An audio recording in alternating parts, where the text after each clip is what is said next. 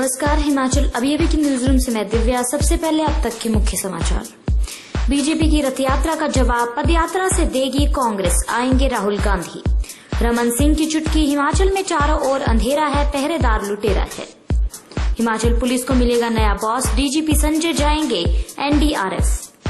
युवा कांग्रेस का पलटवार, वीरभद्र पर अभद्र टिप्पणी, सेंट्रल मिनिस्टर को नहीं देती शोभा। पार्षद पर हमला, बीजेपी का प्रदर्शन, आरोपियों को करो गिरफ्तार। पांवटा के क्यारदा में पेड़ से टकराई कार, 2 की मौके पर मौत। मनाली में सेक्स रैकेट, 2 युवतियां व 3 युवक गिरफ्तार। आमने सामने भिड़ गई 2 बसें, आग लगी, 65 घायल। अब समाचार विस्तार से। बीजेपी की परिवर्तन रथ यात्रा का जवाब कांग्रेस पदयात्रा से देगी। कांग्रेस 68 विधानसभा क्षेत्रों में बूथ स्तर तक पैदल चलकर प्रदेश सरकार की कल्याणकारी नीतियों को लोगों तक पहुंचाएगी।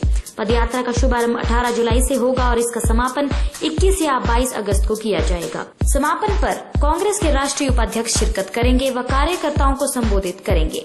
यह पदयात्रा 3 चरणों में होगी। पहले चरण 18 से 24 जुलाई, दूसरा चरण 1 से 7 अगस्त और तीसरा फेज 15 से 21 या 22 अगस्त तक होगा। जानकारी देते हुए कांग्रेस के प्रदेश अध्यक्ष सुखविंदर सिंह सुक्खू ने बताया कि 50 से लेकर 500 जनसंख्या वाले गांव में छोटी छोटी बैठकों का आयोजन होगा। छत्तीसगढ़ के सीएम डॉक्टर रमन सिंह ने प्रदेश के सीएम वीरभद्र सिंह पर तीखा हमला बोला है। डॉक्टर रमन सिंह मंगलवार को मंडी जिला के सुंदरनगर में मंडी संसदीय क्षेत्र की रथ यात्रा के समापन समारोह में शामिल होने पहुंचे थे।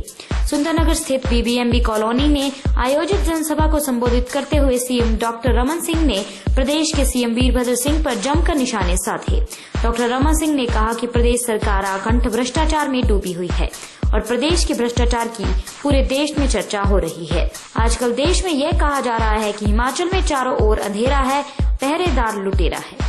हिमाचल पुलिस को जल्द ही नया बॉस मिलने वाला है। वर्तमान डीजीपी संजय कुमार जल्द ही अपने पद से रिलीव हो जाएंगे। उन्हें नेशनल डिजास्टर रिस्पांस फोर्स में बतौर डायरेक्टर जनरल लगाने के लिए भारत सरकार ने हिमाचल सरकार को रिलीव करने के लिए पत्र लिख दिया है।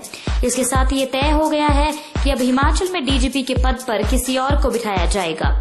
संजय कुमार इस पद पर 31 दिसंबर 2018 तक रहेंगे।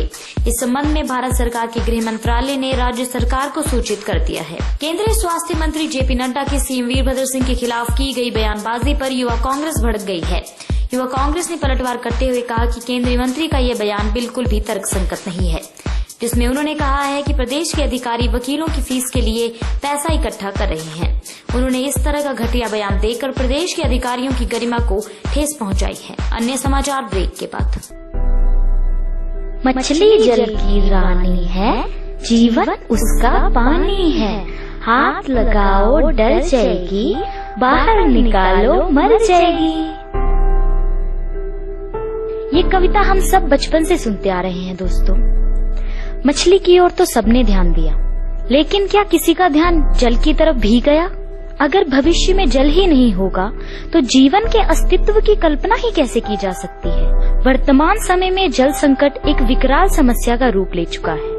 अगर आज पानी की अहमियत न समझी गई, अगर आज पानी नहीं बचाया गया, तो कहीं ऐसा न हो कि कल हमें पानी की एक बूंद भी नसीब न हो और हमारा हाल भी उस मछली जैसा न हो जो पानी के बिना तड़प तड़प कर मर जाती है। तो आइए दोस्तों, हिमाचल अभी के साथ मिलकर आज ही पानी को बचाने का संकल्प लें। शुरुआत अपने घर से करें और अपने वर्तमान के साथ साथ अपनी आने वाली पीढ़ियों को जल रूपी अमृत की सौगात दें, क्योंकि जल है तो कल है। जय हिंद, जय भारत।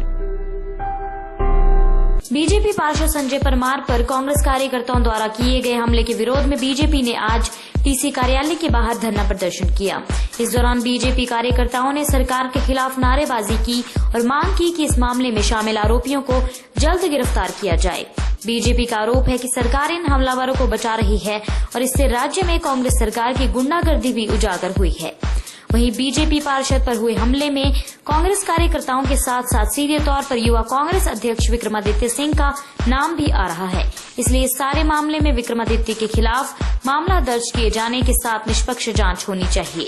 पूर्व में भी बीजेपी पार्टी कार्यालय पर हमले के दौरान विक्रमादित्य सीधे तौर पर शामिल थे, परंतु सत्ता पक्ष के दबाव में पुलिस प्रशासन ने सारे मामले को दबा दिया था। ये मांग बीजेपी प्रदेश अध्यक्ष सतपाल सिंह सत्ती ने उठाई है।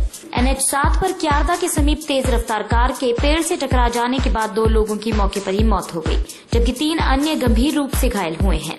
हादसे के बाद पुलिस भी मौके पर पहुंच गई और हादसे के कारणों की जांच की जा रही है। मरने वालों में नफीस पुत्र अब्दुल सत्तार निवासी आलमपुर सहारनपुर शामिल हैं, जबकि दूसरे मृत व्यक्ति की अभी पहचान नहीं हो पाई है। मनाली में एक बार फिर से पुलिस ने सेक्स रैकेट का भंडाफोड़ कर दिया है। जानकारी के अनुसार मनाली पुलिस के एक दल ने रात को छापेमारी के दौरान देह व्यापार की गतिविधियों को अंजाम देते हुए 3 युवक और 2 युवतियों को गिरफ्तार किया है। ASP कुल्लू निश्चिंत सिंह नेगी ने बताया कि पुलिस ने गुप्त सूचना के आधार पर एक होटल में छापेमारी की और मौके पर देह व्यापार की गतिविधियों को अंजाम दे रहे 3 युवक और 2 युवतियों को हिरासत में लिया है। उन्होंने बताया कि इस मामले में अभी और भी गिरफ्तारियां संभावित हैं। पुलिस मामले की गहनता से छानबीन